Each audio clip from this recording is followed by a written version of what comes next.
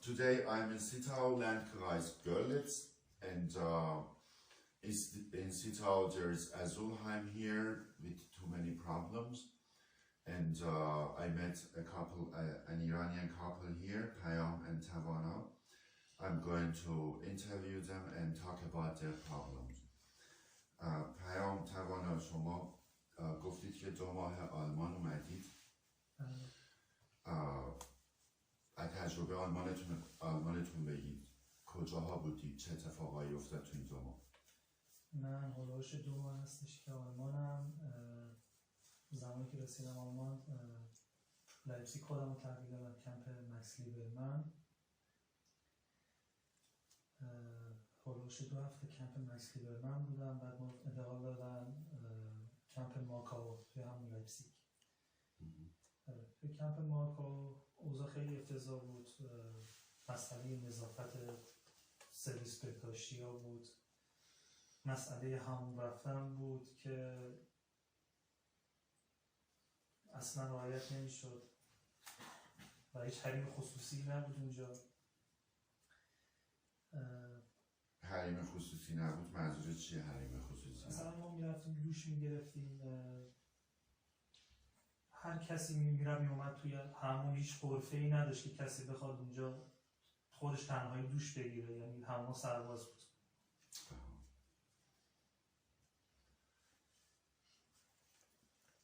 بعد از ماکاو توی ماکاو حتی یه مشکل دیگه هم که داشتیم، سقف داخلی کمپ خیلی سر و صدا بود و یعنی باور کنید ما شاید در هفته 2 روز خوب نمیخوابیدیم، همش سر و صدا، همش صدای بچه بود، صدای زن و شوهرها که با هم دعوا میکردن.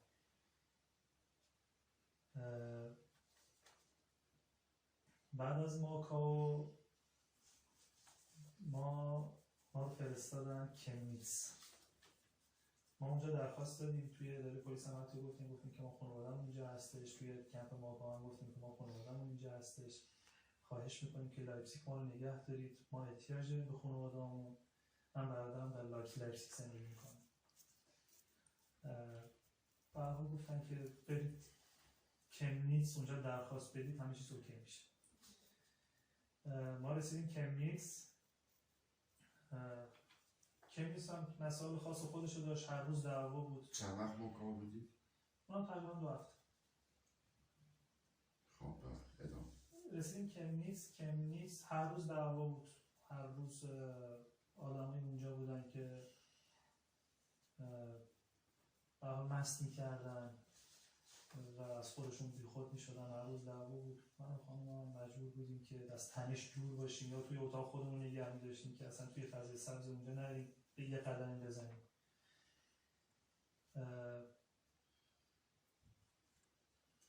اونجا اینترویومون رو دادیم و از همون سوال کردن که خودشون از همون سوال کردن که از نظر روحی به برادرت وابسته. منم دقیقاً به بازپرسه اینو بهش گفتم که از نظر، نه تنها از نظر روحی خودم و خانمم به برادرم وابستیم. بحث زبان، بحث اینه که ما زبانمون انقدر خوب نیستش، ما تازه رسیدیم، زیاد نمیتونیم ارتباط برقرار کنیم، فرهنگ اینجا رو نمیدونیم، قانون اینجا رو نمیدونیم و اینو میتونیم پیش خانواده‌مون خیلی بهتر یاد بگیریم، خیلی بهتر میتونیم اتقان بشیم. خب بذار من ترجمه کنم، طولانی شد. So I asked him, he's in Germany for 2 months and he's talking about his experiences in these 2 months. He went to Leipzig and they sent him to a camp in Max Lieberman for 2 weeks. After 2 weeks they transferred him to Mokau with too many problems. And Payam said that Mokau was too much noisy because of, I don't know, flying ceilings, because it's not buildings, it used to, people are living in big tents inside containers, and flying objects, and also children were making all the time, I don't know, crying, making noise that was taking their peace away. They couldn't relax there, they couldn't sleep the night there. In Moscow, he also added there were there was no hygiene in the bathroom, there were no privacy when they wanted to take shower, there was no door there, so anytime anyone could come in, that it is not acceptable for us, for refugees with their background, culture. And he also added that there is no privacy there. And after being 2 weeks in Moscow, they have transferred him to Chemnitz, and he also has brother. هر دوتاتون داداش دارید یا فقط شما دوتا داداش؟ Payam's two brothers are living in Leipzig, and they were really big help for him because none of them speaks the language, they don't know about the rules, law, culture of the country, and brothers were guiding him in a really good way. So he asked the judge to be able to stay and live with his brothers, but they have told him that you have to go to the Chemnitz, and there they will send you back. And in Chemnitz, Payam said that there was all the time fight, people were drinking and going high, making problem, fighting, and they didn't feel safe there, so they had to stay the whole time in their own rooms, that it caused them some problems. And yeah, and he also told to Chemnitz interview Shoti. And he has been to the court in Chemnitz, and to the judge he has told the judge that he is really dependent on his brothers, and he has asked them to send him back to the Leipzig, but it didn't happen. خب تا اینجا اومدیم که دادگاهی شدی و خواستی لایپزیگ برگردی ولی نشد. بعدش چی شد؟ بعدش ما رو انتقال دادن شنیبرگ، توی کمپی بود که اوضاع خیلی افتضاح بود اونجا. یه کمپ خیلی بزرگ بود. اونجا باز مشکل نظافت بود. بعد مسئله غذا خوردن بود که اصلا غذاش خوب نبود. بعد اونجا ما تمام این کمپایی که رفتیم مثلا هیچ کلاس زبانی هم واسه ما برگزار نمی‌کردن، هیچ کلاسی نبود که ما بخوایم بریم. ما به صورت خودخواه فقط با گوشیمون میتونستیم زبان بخونیم. تنها کاری که میتونستیم انجام بدیم همین بود. و توی شنیبرگ گهگاه با مردم مثلا روبرو میشدیم، بد نگاهمون میکردن و سنگینی نگاهشون رو روی واقعا سنگینی نگاهشون رو حس میکردیم. و خانومم یعنی حالا با خانم توانا صحبت میکنیم. بذار من اینم دوباره ترجمه کنم.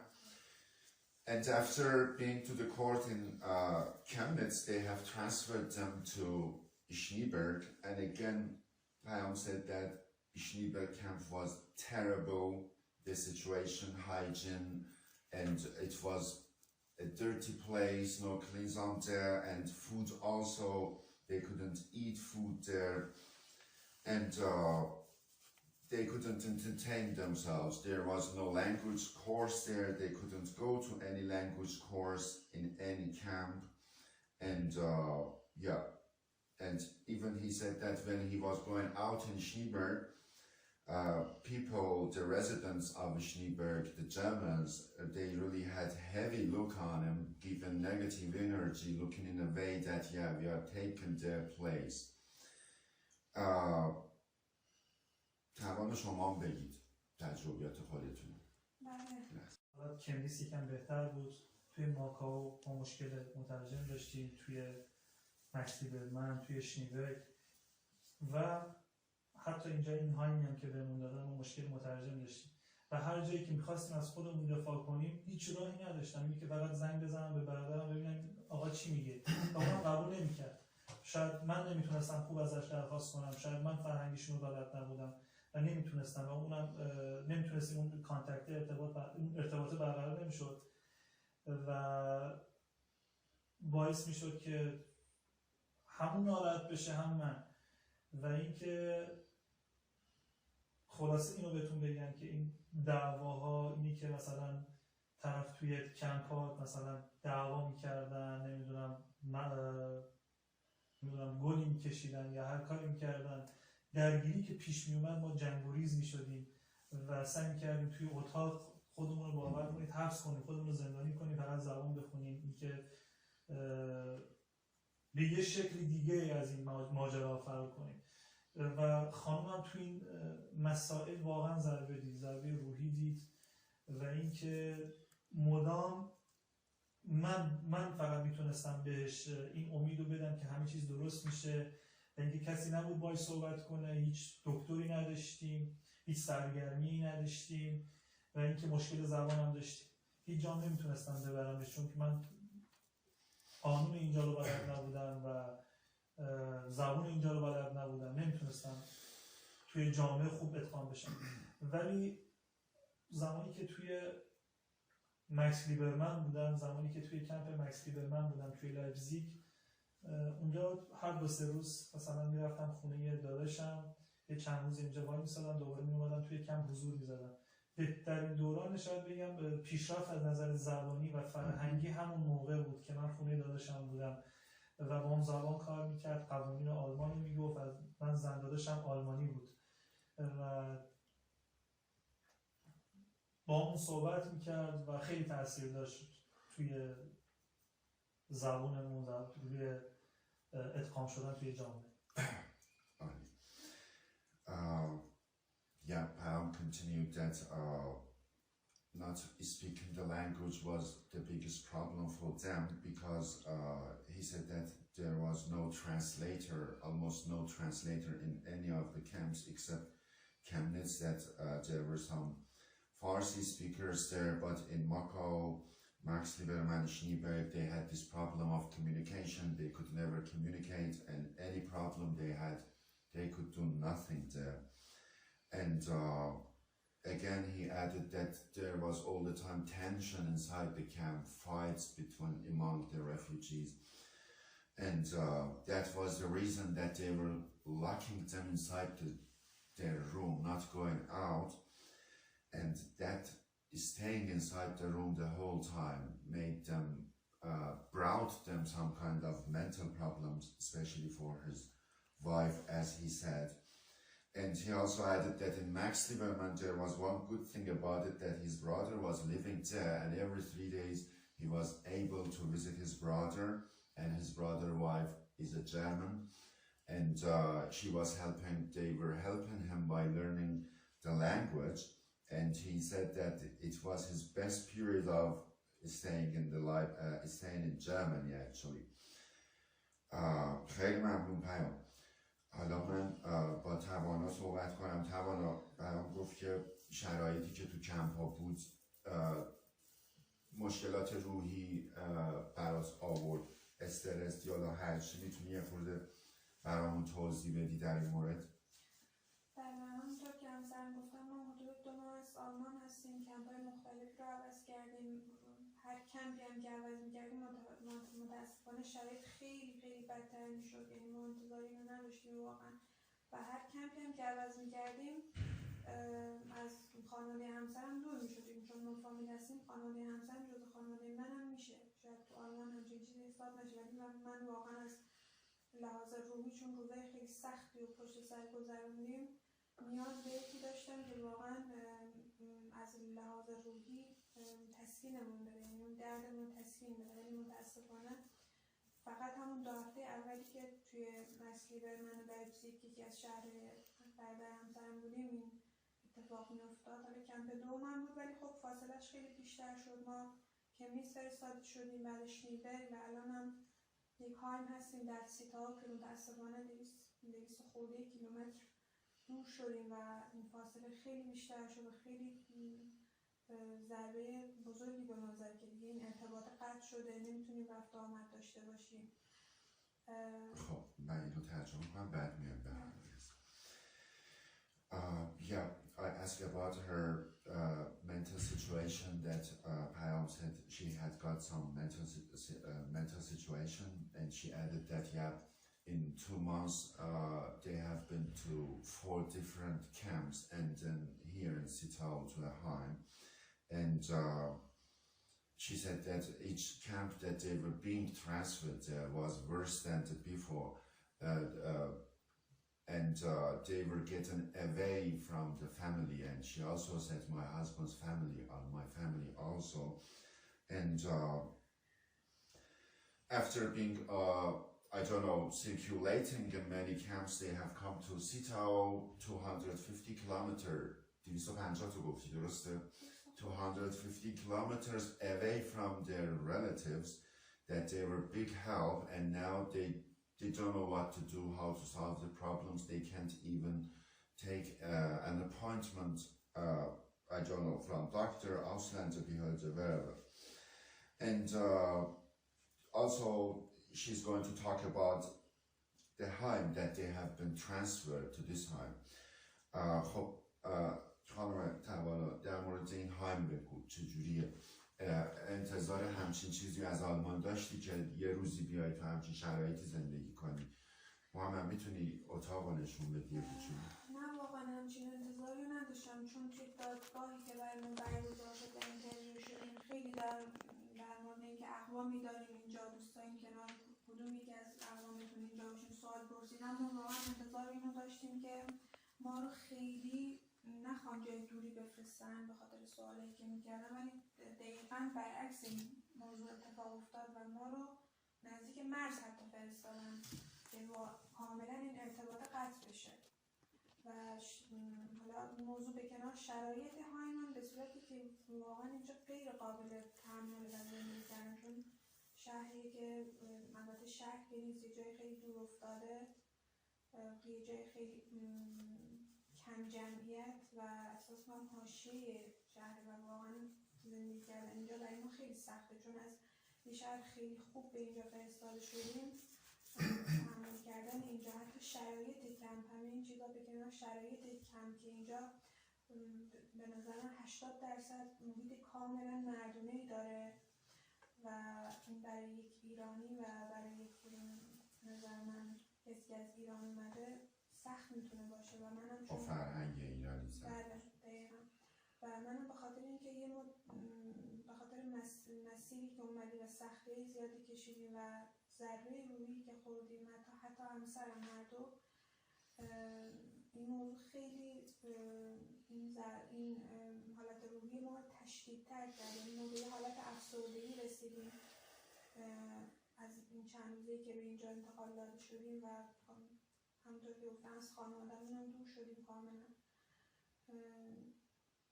Yeah, I will translate, Tavana. She said that when they were living Iran, coming to their family actually, and they never expected such a place to be transferred to such a place, a small place, living in a home that she says that it's not suitable for families, women to live in here because it's more man-like camp, you know, and she was expecting to be transferred to their family, but this didn't happen, and she said she thinks that they do this on purpose. They are sending them away from the family, and this is what she doesn't understand, why such a thing is happening. And من خیلی کوتاه و مختصر اینو ترجمه کردم در مورد sorry, I forgot to add this, that on the way they also have suffered on the way, and she has got some mental issues and somehow traumatized by what she has seen, experienced on the way, and after all those difficult things she could arrive to Germany, and now they are putting them in a system that depression was the only result. And Tavana, دکتر رفتی برای این مشکلات روحی که برای پیش اومده؟ دکتر رفتی؟ I asked her if she has gone to a doctor, a psychologist because of her mental situation. نه متاسفانه ما کمپی که میرفتیم درخواست روانشناس یا روانپزشک میکردیم متاسفانه هر بار یا جواب نه بهمون میدادن یا حالا یه وقت ملاقاتی برای دیدن روانپزشک یا روانشناس بهمون میدادن که متاسفانه اون روزم ما میرفتیم مراجعه میکردیم هیچکس جوابگو نبود، یعنی موکول میکردن به یه وقت دیگه که متاسفانه وقت بعدی هم که ما میرفتیم کسی جوابگو نبود.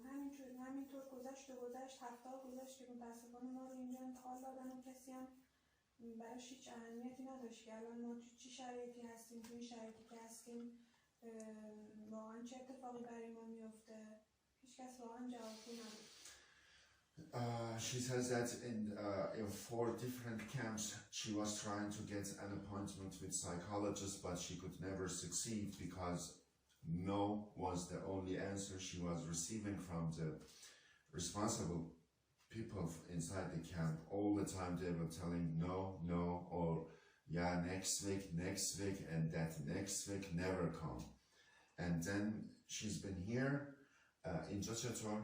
اینجا تلاش کردی که روان پزشک پیدا کنی؟ بله، اینجا هم تا من چند روز به اینجا انتقال داده شدیم توی این هایم. امروز من وقت ترمین گرفتم ولی اونطور که شنیدم گفتن که احتمالاً برای همچین ترمینایی نوبت 7 یا 8 ماهه میدن. من نمیدونم واقعا 7-8 ماه اینجا زندگی کردن واقعا عذابه، واقعا سخته.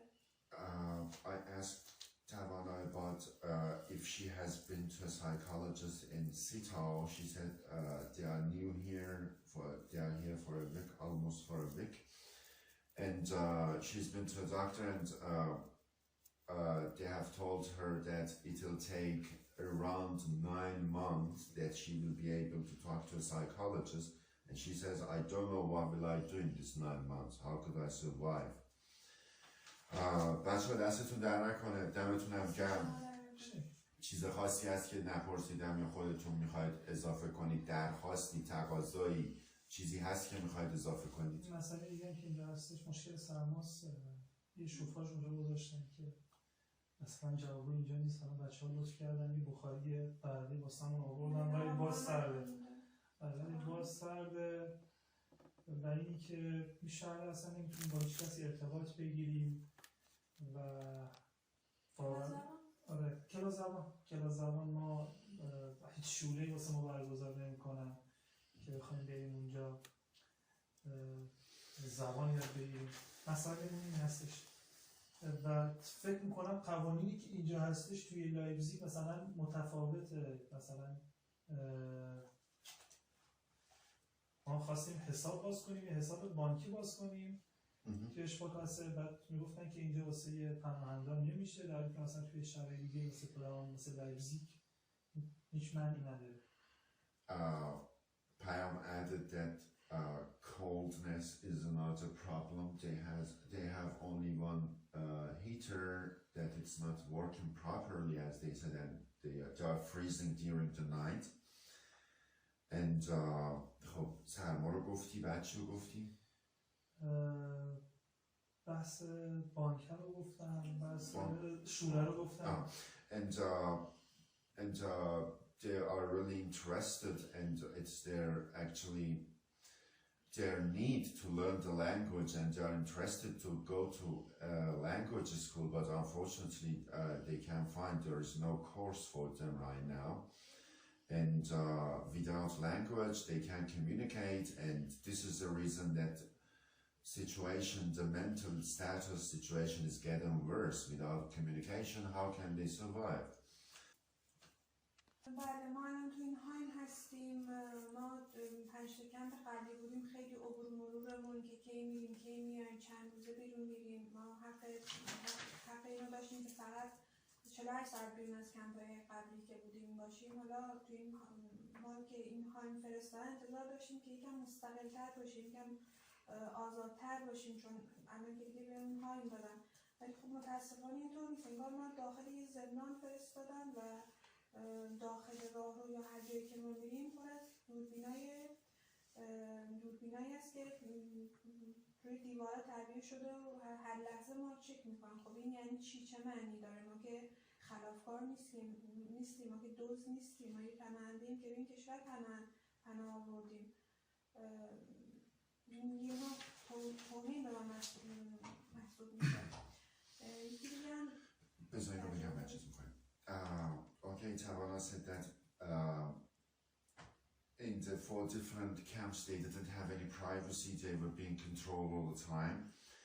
And she was expecting after 4 camps, when she's been to, they have been to Heim, they could have some privacy, but they don't have any privacy here because all around corridors, salons, all around are covered by camera and they are observing 24 hours a day their lives. And she doesn't understand why they are doing this. And she thinks that it's kind of dishonor for them, it's kind of disrespect for refugees. بله و یه مشکل دیگه هم این هستش که ما حق اینو نداریم که یه حساب داشته باشیم، یعنی کوچکترین حقی که یک انسان میتونه داشته باشه داشتن یه حساب بانکیه، یه تونه اشباکاسه ما داشته باشیم که توی این جایی که الان هستیم توی این شهر این حق رو به ما نمیدن. یعنی چی این حق رو به شما نمیدن؟ یعنی اینکه ما درخواست داشتن یه حساب داشتیم گفتن که شما نمیتونیم، در حالی که شهرهای دیگه دلیل نگفتن همین شما نمیتونید هیچ دلیل. And she added that they don't have any right to open a bank account, and it's another surprising thing for them. They have been to Sparkasse trying to open a bank account, but they said they have told them that they can't have a bank account without any explanation, without telling or giving any reason to them. But in other cities, she says that it's okay. خب این هم از بانک. بگو. آره. ما هر جایی که میریم برای موضوعات مختلف سوال میپرسیم متاسفانه با یه حالت بد و یه حالت طلبکارانه به ما البته پاسخی که پاسخ درستی نمیدن ولی خب زبانش رو بلد نیستیم. آره به خاطر اینکه زبان بلد نیستیم. خب مسئله زبان هم ما به کلاس احتیاج داریم. ما که 2 ماه کلا وارد این کشور شدیم و همچین رفتاری تبعیض آمیزانه و نجات پرستانه‌ای هم باش برخورد می‌کنیم متاسفانه. And she also added that about discrimination, that when they have questions, when they go to the officials even in the Heim, they are not friendly to them, and they are taking and talking to them in a way that they have stole something from Germans.